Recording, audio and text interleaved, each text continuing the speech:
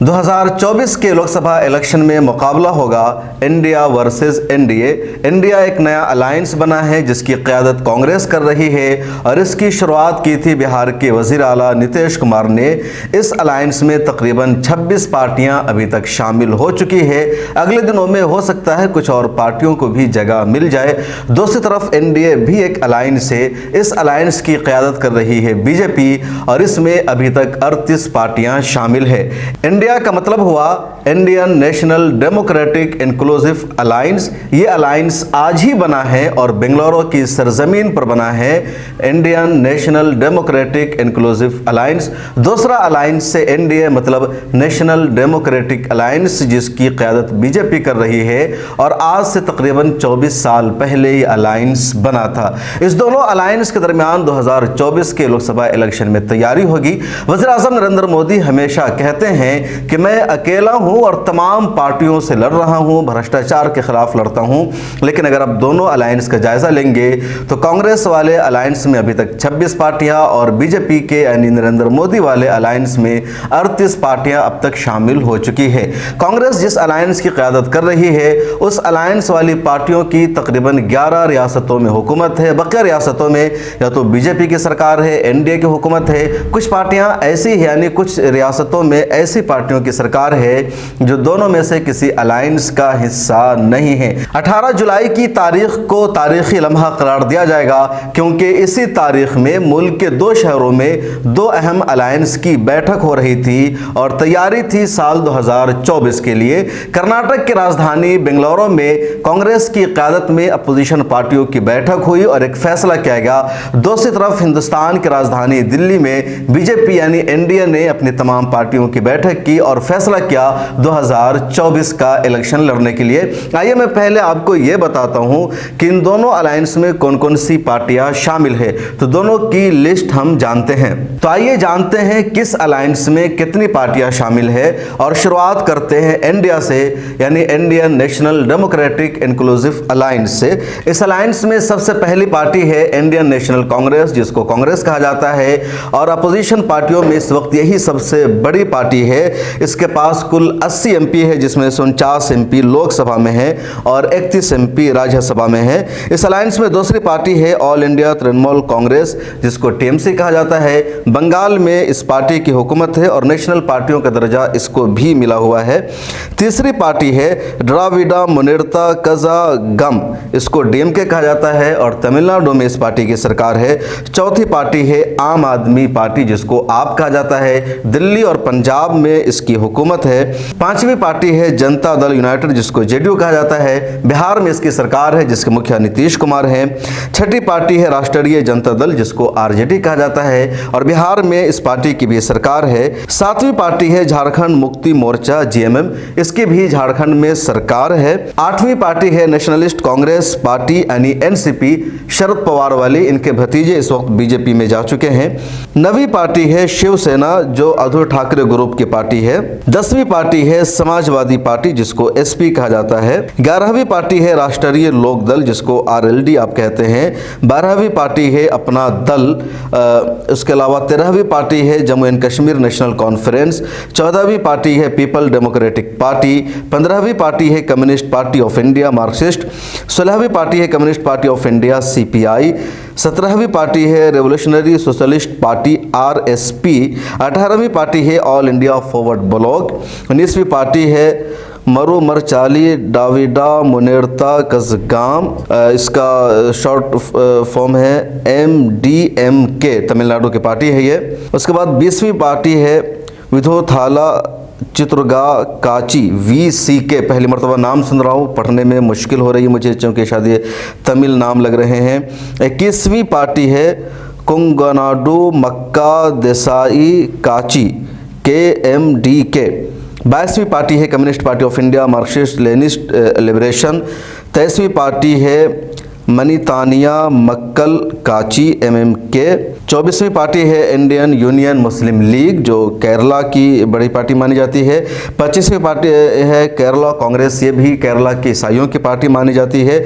26वीं party है Kerala Congress Joseph ये भी वही पार्टी है। तो कुल ये 26 पार्टियों का अलायंस है अपोजिशन की तरफ से, कह लीजिए। पहले इसी का नाम यूपीए था, महागठबंधन था, अब इसका नाम हो गया है इंडिया। यानी अब आइए जानते हैं इंडिया में कौन कौन सी पार्टी है। और इसमें पहला नाम है भारतीय जनता पार्टी का, दूसरा नाम है शिवसेना का जो एकनाथ शिंदे ग्रुप का है, तीसरा नाम है नेशनलिस्ट कांग्रेस पार्टी का अजीत पवार जिसकी क़यादत कर रहे हैं और हाल ही में इन्होंने पार्टी तोड़ दी है, अपने चचा से अलग हो गए हैं। चौथा नाम है राष्ट्रीय लोक जनशक्ति पार्टी का जिसकी क़यादत कर रहे हैं रामविलास पासवान के भाई पशुपति कुमार पारस। पांचवा नाम है ऑल इंडिया अन्ना द्राविड़ा मुनेत्र कज़ागम का, इसका पूरा शॉर्टकट है AIADMK, तमिलनाडु की पार्टी है। छठा नाम है अपना दल का, सातवां नाम है नेशनल पीपल्स पार्टी का, आठवां नाम है नेशनलिस्ट डेमोक्रेटिक प्रोग्रेसिव पार्टी का, नवा नाम है ऑल झारखंड स्टूडेंट्स यूनियन का,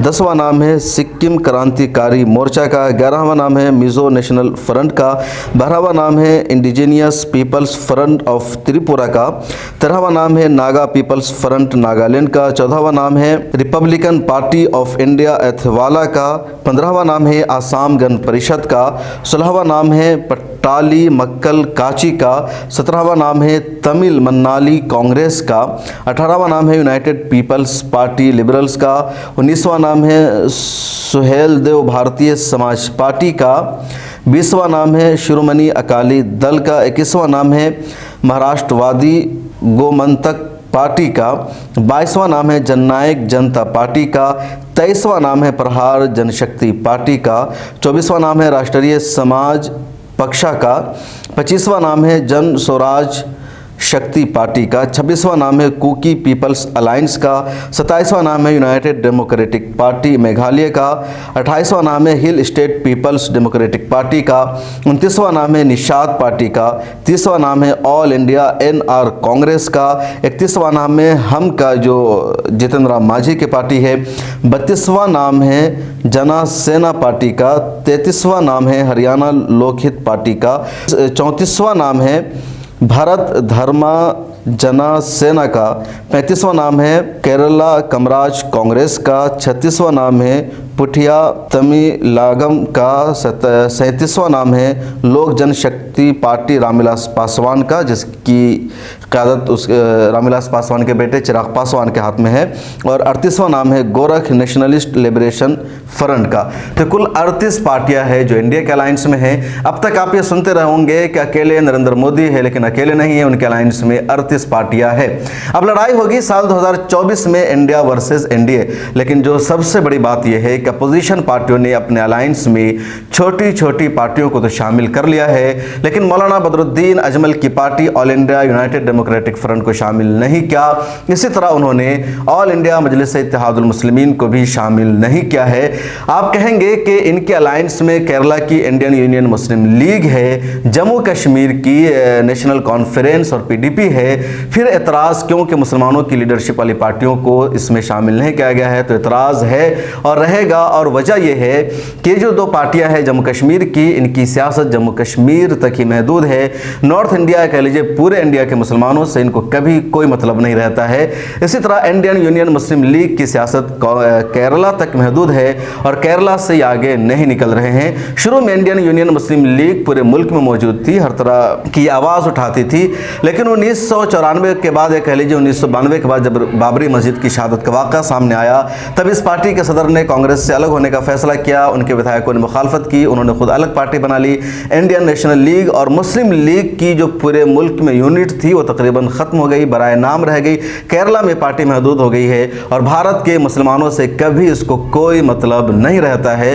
तो केरला और जम्मू कश्मीर के अलावा जो पूरा इंडिया है, इन सब की आवाज़ अगर कोई मुस्लिम पार्टी उठाती है या किसी पर लोगों को भरोसा है तो वो ऑल इंडिया मजलिस इत्तेहादुल मुस्लिमीन और all India United democratic front है। बैरिस्टर असदुद्दीन ओवैसी और मौलाना बदरुद्दीन अजमल, और इन दोनों के पास MLAs हैं, MP है, इनका एक वजूद है। इसके बावजूद अपोजिशन ने जानबूझकर इन दोनों को अलग रखा है अपने यहाँ से।